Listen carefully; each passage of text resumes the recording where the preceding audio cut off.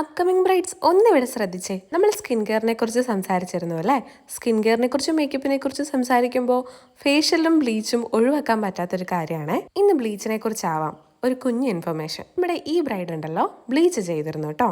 Bleach എന്തുകൊണ്ട് ചെയ്തുകൂടാ എന്ന് ഞാൻ പറയുന്നു എന്ന് പറഞ്ഞാലോ? രോമത്തിന്റെ കളർ എന്താ, ഒരു ഗോൾഡൻ ടച്ചോട്ടൊക്കെ ഒരു മാറ്റി അല്ലേ?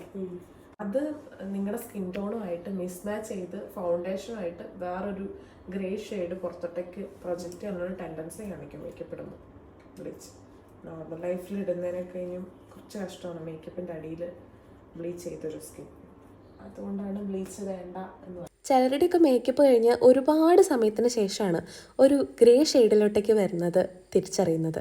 അതിനുള്ള റീസൺ തപ്പിപ്പോയിട്ടുണ്ടെങ്കിൽ ഈ ബ്ലീച്ച് അതിനൊരു കാരണമാവുന്നുണ്ട് കേട്ടോ. നമ്മുടെ സ്കിൻ ഷെയ്ഡിനനുസരിച്ചുള്ള ഫൗണ്ടേഷനും ഓൾറെഡി ഗോൾഡൻ കളറായിട്ടുള്ള രോമവും കൂടെ കൂടിയിട്ടാണ് കേട്ടോ ഇങ്ങനൊരു കാര്യം ഉണ്ടാവുന്നത്.